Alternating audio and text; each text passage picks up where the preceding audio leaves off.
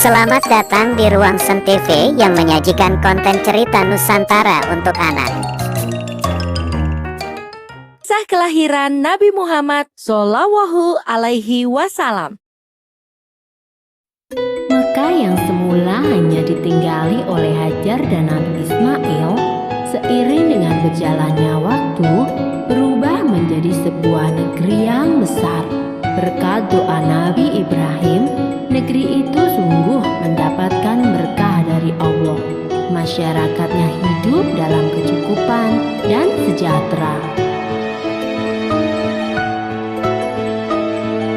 Beribu-ribu tahun kemudian, Mekah berubah menjadi negeri yang sangat kejam. Sebagian besar masyarakatnya mulai melupakan ajaran agama yang benar dan berganti menyembah berhala-berhala yang mereka ciptakan sendiri. Di antaranya adalah Saman, Watan, Dusun, dan masih banyak lainnya. Semua itu adalah Tuhan yang mereka ciptakan dari batu, kayu, ataupun logam. Kaum Quraisy menganggap harta adalah segalanya. Bagi yang memiliki harta paling banyak, dialah yang akan menjadi pemimpin. Demi mencapai kehormatan dan kedudukan, mereka menghalalkan segala cara. Karena itu pula, mereka seringkali terlibat dalam perselisihan dan kadang-kadang menimbulkan perang antar saudara.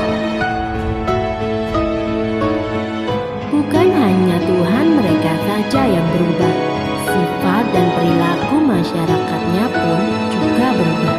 Kaum Quraisy yang secara turun-menurun menguasai Mekah dan Ka'bah mulai membentuk kelompok masing-masing.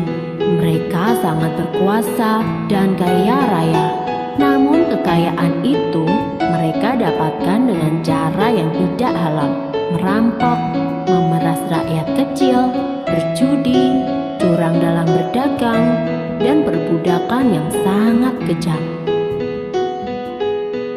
Zaman di mana kaum Quraisy hidup dengan cara yang kejam disebut zaman jahiliyah. Pada zaman itu, ada seorang wanita soleh bernama Aminah. Suaminya bernama Abdullah. Pada saat Aminah mengandung, sang suami jatuh sakit dan akhirnya pun meninggal dunia. Aminah merasa sangat sedih karena harus hidup sendirian. Pada suatu malam, ia bermimpi melihat bulan jatuh ke pangkuannya. Menurut ahli tafsir mimpi, kelak anak yang dikandung oleh Aminah akan menjadi orang yang dihormati.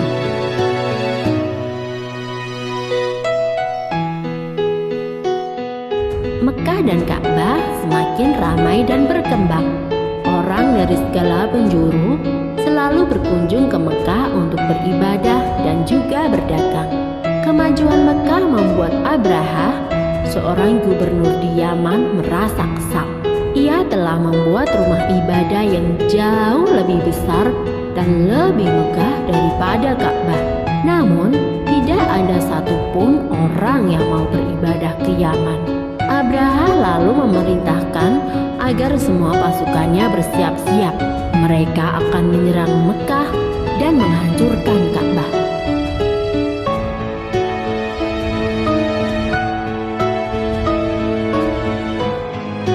Abraha dan pasukan bergajahnya menyerbu Mekah dengan penuh kesombongan. Ketika ia akan menghancurkan Ka'bah, tiba-tiba datang ribuan burung ababil. Burung-burung itu membawa batu-batu berapi dari neraka. Kemudian, batu-batu itu dilemparkan ke arah pasukan gajah Abraha. Dalam sekejap mata, pasukan Abraha berhasil dikalahkan dan Ka'bah pun dapat diselamatkan. Tahun itu kemudian disebut dengan Tahun Gajah. Pada Tahun Gajah itu pula, Aminah melahirkan putranya. Ia memberikan nama Muhammad, sebuah nama yang tidak lazim untuk anak-anak kaum Quraisy. Ialah Nabi Muhammad, nabi terakhir yang diutus oleh Allah. Ia dilahirkan pada hari Senin 12 Rabiul Awal